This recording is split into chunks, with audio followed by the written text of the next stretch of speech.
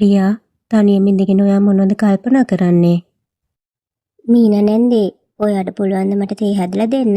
තාත්තා කිව්වා අද එද්දි මට චොකලට් අරන් එනවා කියලා. ඔව් මන් දන්නවා. ඔයාගේ තාත්තාට ගොඩක් ආදරේ කියලා. ඔයා උදේට කෑම කෑවද? නෑ නැන්දේ තාත්තා ආවම මං තාත්තා එක්ක එකටම කනවා. තාත්තා කිව්වා මට පරාට එක්ක මස් ගේනවා කියලා.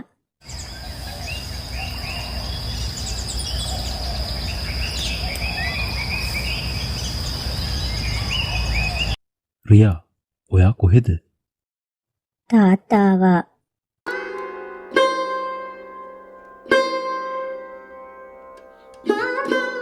මගේ රත්තරන් දුව මන් නෑ කියලා ඔයා කිසිම වැරැද්දක් එහෙම කරේ නෑ නේද?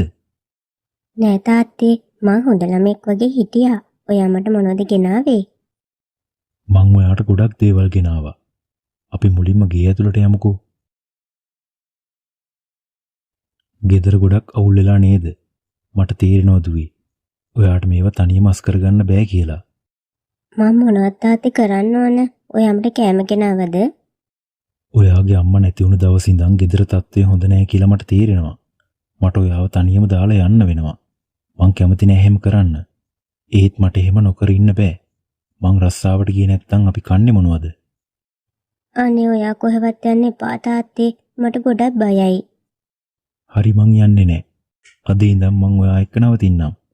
ඒත් ඊට කලින් අපි අතපය හොදගෙන මං කඩෙන් අරන් ආව උණු පරාට කමුදුවේ. තාත්තේ ඔයා මොනවද කල්පනා කරන්නේ? මට පේන ඔයා ගොඩක් දුකින් ඉන්නේ කියලා. ඔයාගේ අම්මා හිටියනම් කවදාවත් මෙහෙම වෙන්නේ නෑ. එයා ඔයාව හොඳට බලාගත්තා. ඔව් තාත්තේ අම්මා මට කෑම කවලා ඉස්කෝලේ යවුවා. ඒ නැතුව මට ගොඩක් පාළුයි. අම්මා කෙනෙක් කියන්නේ දුවෙක් හේව නැල්ලක් වගේ. අම්මා ඉන්නවනම් මේ ලෝකෙ කිසිම වේදනාවක් නෑ. මට අය කවදාවත්ම අම්මා කෙනෙක් ලැබෙන්නේ නැද්ද තාත්තේ? මට ඕන අම්මත් එක්ක සෙල්ලම් කරන්න. මගේ යාළුවෝ හැමෝටම අම්මලා ඉන්නවා. මට විතරයි අම්මා කෙනෙක් නැත්තේ. මං ඔයාට අලුත් අම්මා කෙනෙක් ගේන්නම් රියා. එයා ඔයාට ගොඩාක් ආදරේ කරයි.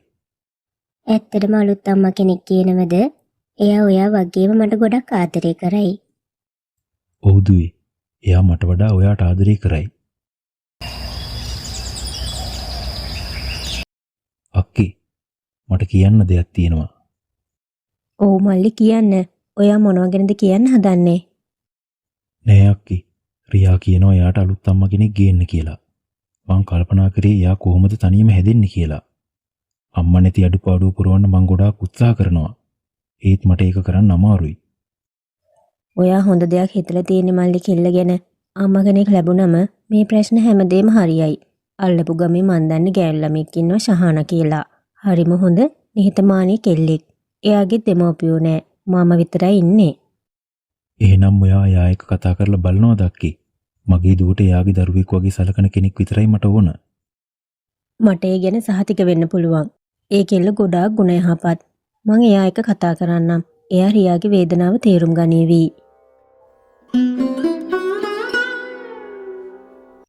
රියා දුවේ මෙහෙන්න බලන්න ඔයාගේ අලුත් අම්මා ඇවිත් ඉන්නවා.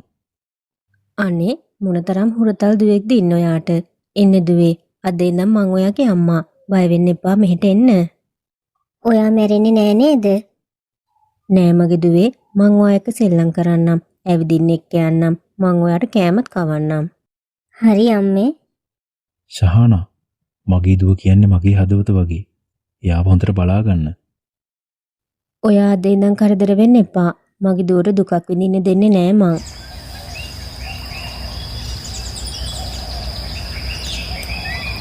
ශහාන ඇවිත් සති කිහිපයක් ගත වුණා. රමන්ගේ හිතින් සියලුම කරදර නැති වෙමින් තිබ්බා. ශහානා මට රස්සාවේ වැඩකට ටිකක් දුර යන්න වෙලා. මං ආයෙත් එන්න මාසයක් විතර යයි. ඔයා මේ ගමනේ යන්නම ඕනද? ඔව් මං ගියේ නැත්නම් මගේ රස්සාවක් නැති වෙයි. රස්සාව නැති වුණොත් අපි කන්නේ බොන්නේ මොනවද? මං කල්පනා කරේ දුව ගැන. ඔයා දුව ගැන කරදර වෙන්න එපා. මං ඉන්නවනේ. මං එයාව හොඳට බලා ගන්නම්. ඔයා පරිස්සමෙන් ගිහින් එන්න.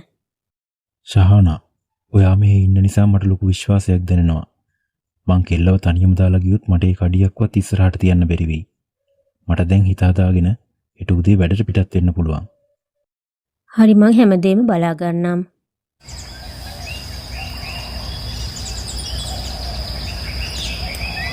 රියා මං ඔයා බලන්න ඉක්මනට එනවා. ළඟ වැඩ කරන්න එපා. මං ඔයාට ගොඩාක් ආදරෙයි. මං ඔයාට ලස්සන බෝනික් එක්ක අරන් එන්නම්. නෑ තාත්තේ මං ඒකට කැමති නෑ.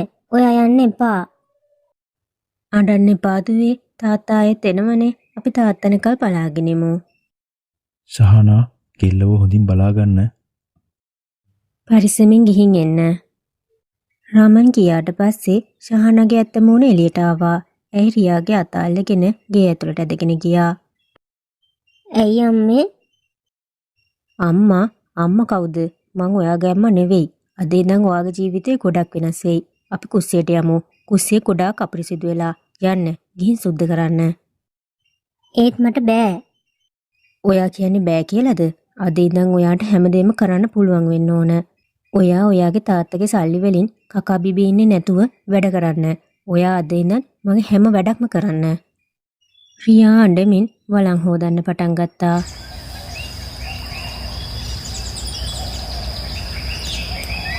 මේ කිල්ල තාම නිදිද? නැගිටින්න. ඉර පායලත් ගොඩක් වෙලා. ගෙදර වැඩ කරන්නේ කවුද? ඉක්මනට නැගිටින්න. අනේ අම්මේ මට තව ටිකක් නිදා ගන්න දෙන්න.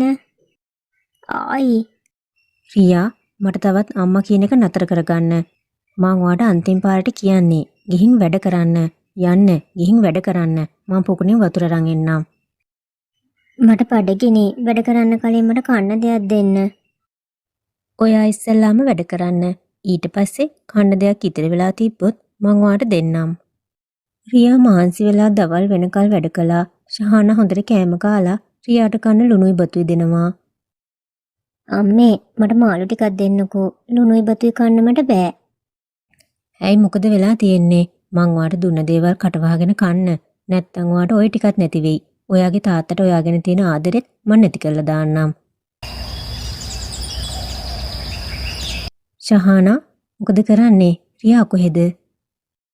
මේ දවස්වල යා කොහේ යනවද දන්නේ නැහැ. මං හිතන්නේ තාත්තා නැති නිසා යා පාළුවෙන් ඉන්නේ. කන්නේ නැහැ, කතා කරන්නේ නැහැ. ඔහේ ඉඳගෙන කල්පනා කරනවා. අම්මා නැති දරුවෙක්ට ගොඩක් ආදරය ඕන. එයාට ගොඩක් ආදරය කරන්න හැමදේම හොඳින් සිද්ධ වෙයි. ඔව් මං එයාට ගොඩක් ආදරෙයි. මං එයාව හොඳින් බලා ගන්නවා අක්කේ. දවසින් දවස ශනාය රියාට කරන වද හිංසා වැඩි වුණා. සුළු වැරද්දකට වුණත් ඇයි රියාට දරුණු දඬුවම් දුන්නා. තාත්තේ ඉක්මනට එන්න. මට තවත් මේවා විසන්න බෑ. මේ අම්මා ගොඩාක් නරක කෙනෙක්. මට ගොඩාක් මහන්සි. මට කෑම කන්න ඕන. ඔයා උයලා ඉවරද? මට ගොඩක් බඩගිනි. අම්මේ බත් එකට වතුර වැඩි වුණා. මොකද්ද මේ තමුන් කරේ? මේ තරම් ගොඩක් බත් නාස්ති කළේ අයියා? ඔයාගේ තාත්තට සල්ලි ගහක් තියනවද? මට තේරෙනවා. ඒත් මගේ අතින් අද වතුර වැඩි වුණා අම්මේ. මං ඔයාට අද හොඳ පාඩමක් උගන්වන්නම්. මං අද ඔබව මරනවා. මට ගහන්න එපා අම්මේ. මම මැරෙයි. ඔයා මැරුණත් මට කමක් නෑ. මං ජීවත් වෙනවා. එනවා යන්න ගබඩා කාමරේට. ශහානා රියාව ඇදගෙන ගිහින් ගබඩා කාමරේට දාලා දොර වැහුවා. කරුණාකර දොර අරින්න. මට හොඳටම රිදෙනවා. මට වතුර දෙන්න. මට වතුර ටිකක් දෙන්න. රියා මුළු රෑම වේදනාවෙන් ඇඬුවා. රියාගේ පුංචි ශරීරයට මේ වේදනාව දරා ගන්න බැරි වුණා. උදෑසන උදා වෙන්නත් කලින්ම ඇගේ හුස්ම වාතලයට එක්ුණා. රියා සදහටම මේ ලෝකෙන් සමුගත්තා. ඔයා තාමත් රඟපානවද? මං ඔයාට කතා කරනවා. ඇහෙන්නේ නැද්ද? නැගිටින්න කිව්වේ. අනේ දෙවියනේ, රියා මැරිලා නේද? මේක රමන් දැනගත්තොත් මොනව වෙයිද? එයා ආවහම මම මොනවද එයාට කියන්නේ? එතකොට පොලිසියනොත් දැනගනීවි. නෑ මේක කවුරුත් දැනගන්න බෑ. මේ දේ කවුරුත් කවමදාවත් දැනගන්න බෑ. මං අද රෑම මේකට මොන හරි කරන්න ඕන. රෑ හැමෝම නිදාගත්තට පස්සේ ශනායා ගේ පිටිපස්සේ වලක් හාරලා රියාගේ මල සිරුර ඒ වලට දාලා වහලා දැම්මා. ඊට පස්සේ ඊටුඩින් පිපින්නට ඉහලා වතුර දැම්මා.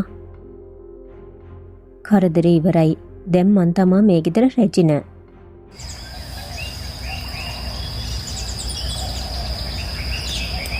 රියා දුවේ බලන්න ඔයාගේ තාත්තා ආවා. ඔයා ආවද? බලන්න අපිට හැමදේම නැති වුණා. ඇයි මොකද්ද සිද්ධ වුනේ? රියා කොහෙද? මගේ රියා හොඳින් නේද? මං කොහොමද මේ දේවල් වලට කටක් කැලා කියන්නේ? ඔයාගේ දුව ගෙදරින් ගිහින්. ගියා කියන්නේ? කොහෙද ගියේ? ඔයා මොනවද මේ කියන්නේ? ඔයා කී දවසට පහුවදා මං එයාට බැන්නා. එයා මං කියන දේවල් අහන්නේ නෑ. එයා කිව්වා ඔයා මගේ අම්මා නෙවෙයි. තාත්තා විතරයි මගේ කියලා. මං හිතුවේ තරහට කියනවා කියලා. ඒත් මං පහුවදා හැරලා බලද්දි එයා ගෙදර නෑ. ගෙදර නෑ?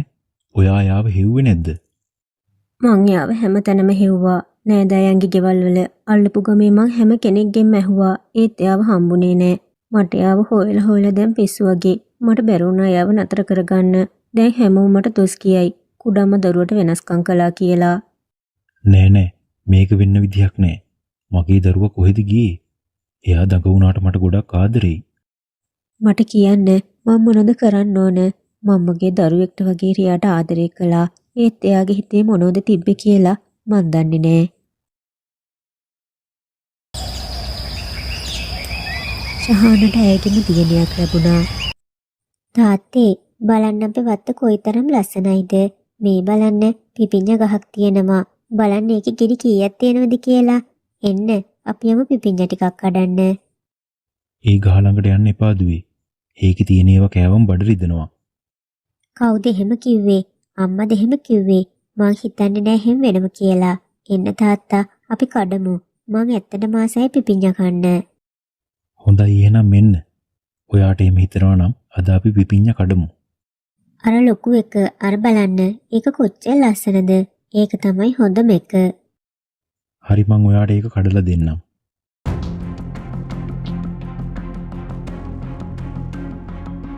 තාත්තේ මං පිපිඤ්ඤ ගෙඩියක් නෙවෙයි. මට ලොකු වේදනාවක් දැනෙනවා.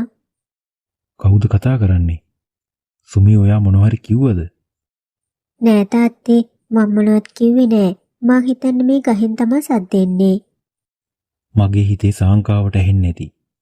ඉන්න මං ඔයාට ඒක කඩලා දෙන්නම්. තාත්තේ මං රියා. ඔයාගේ නැති වුණ කෙල්ල. මං පිපිඤ්ඤ ගෙඩියක් නෙවෙයි තාත්තේ. මේ වැල් හැම එකක්ම මගේ නහර. මගේ ලේ. මේ හැම කොලයකින්ම මං හුස්ම ගන්නවා. මට ලොකු වේදනාවක් දැනෙනවා තාත්තේ. ඔයා රියා නම් ඔයාට මොකද උනේ කියන්න. කියන්න මට. ඔයා කොහෙද අතරමං උනේ? ඔයා ගිය දවසට පහුවදා මං කොහෙවත් ගියේ නෑ තාත්තේ. ඔයා ගෙදරින් ගිය දවසේ ඉඳන් අලුත් අම්මා මට ගොඩාක් වද දුන්නා. එයා මට කෑම කන්න දුන්නේ නෑ.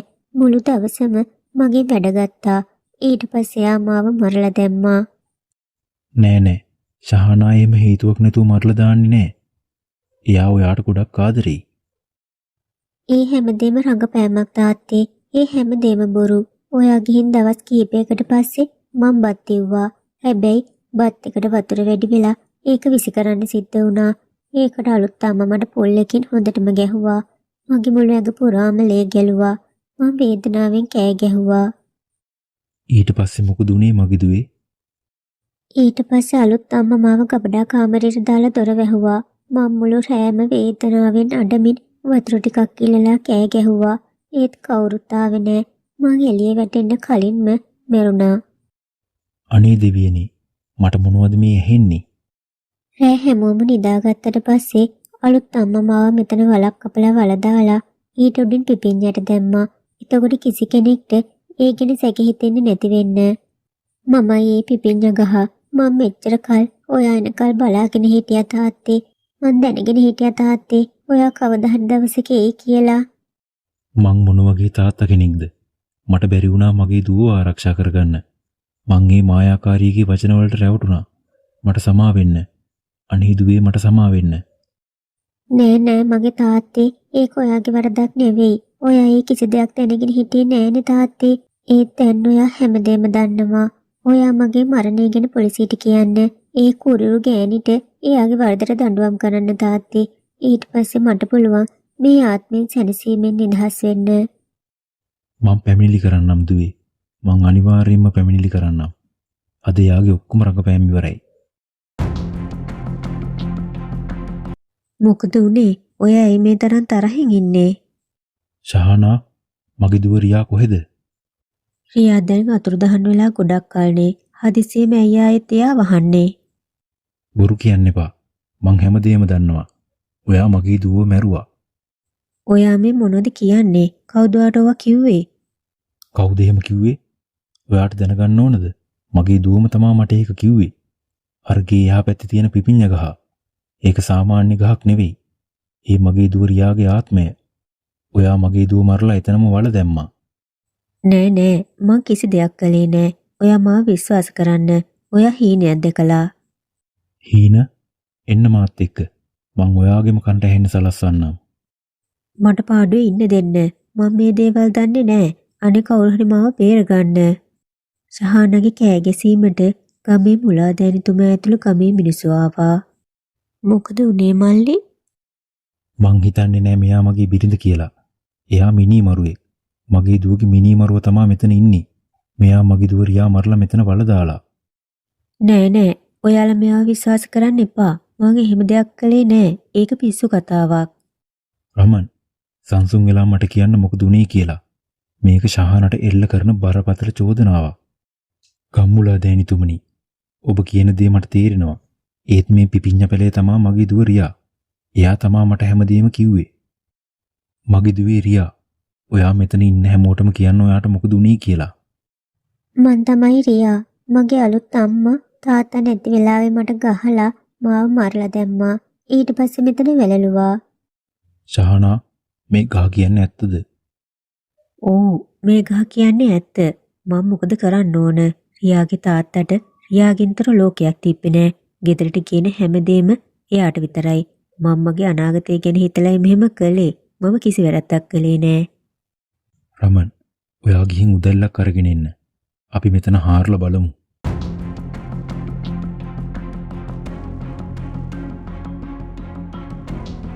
මගේ දුවේ, මගේ රත්තරන්, මට ඔයාව ආරක්ෂා කරගන්න බැරි වුණා.